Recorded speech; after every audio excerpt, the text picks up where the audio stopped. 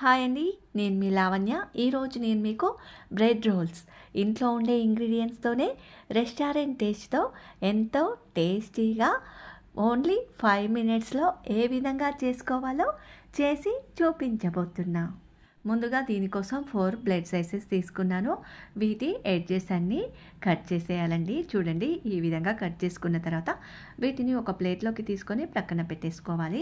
ఇప్పుడు 2 ఆలుని బాయిల్ చేసి ఒక గ్రేటర్ తీసుకొని ఈ విధంగా గ్రేట్ చేసుకోవాలి. చూడండి, ఈ విధంగా చేసుకున్న తర్వాత ఇప్పుడు ఇందులోకి 1 స్పూన్ మైదా పిండి, 1 స్పూన్ కార్న్ఫ్లోర్ బైండింగ్ కోసం వేసుకోవాలి.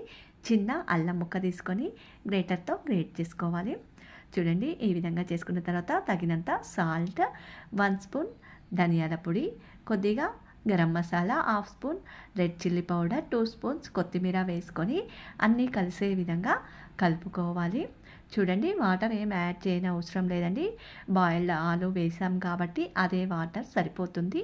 చూడండి, ఈ విధంగా కలుపుకోవాలి. ఒక 3 మినిట్స్ వరకైనా కలుపుకోవాలండి. చూడండి, ఈ విధంగా అంతా కలిసే విధంగా కలుపుకున్న తర్వాత ఇలా ఉంటే సరిపోతుంది. ఇప్పుడు చేతికి వాటర్ అప్లై చేసుకొని కొద్దిగా మిశ్రమాన్ని చేతిలోకి తీసుకొని ఈ విధంగా రోల్ చేసుకోవాలండి. ఒక బుల్లెట్ షేప్లో చేసుకోవాలి. అన్నిటిని ఇదే విధంగా చేసుకోవాలి. ఇప్పుడు ఒక బౌల్ తీసుకొని 1 స్పూన్ మైదా పిండి, 1/2 స్పూన్ కార్న్ఫ్లోర్ వేసుకొని వాటర్ కొద్దిగా యాడ్ చేసుకుంటూ ఈ విధంగా మిశ్రమాన్ని తయారు చేసి ప్రక్కన పెట్టుకోవాలి. ఇప్పుడు ఒక బ్రెడ్ సైజుని తీసుకొని కోలతో ఈ విధంగా చేసి పెట్టుకోవాలండి.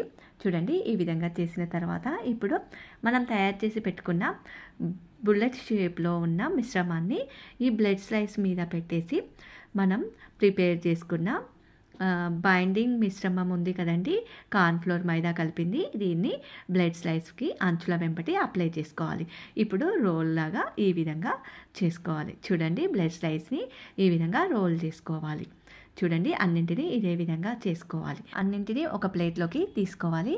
ఇప్పుడు స్టవ్ ఆన్ చేసి డీప్ ఫ్రైకి సరిపడేదంతా ఆయిల్ వేసుకొని అందులోకి తయారు చేసి పెట్టుకున్న బ్రెడ్ రోల్స్ని వేసుకొని వేయించుకోవాలి.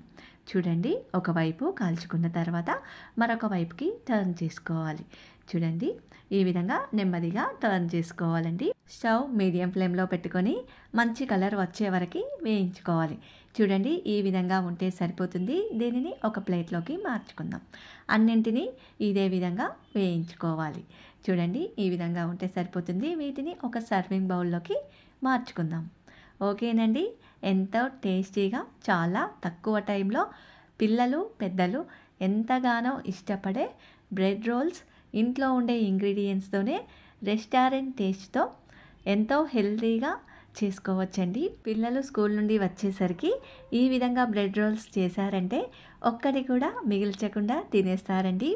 ఓకేనండి, నా వీడియోస్ మీకు నచ్చినట్లయితే లైక్ చేయండి. ఈ వీడియో మీకు నచ్చినట్లయితే మీకు నచ్చిన వారికి షేర్ చేయండి.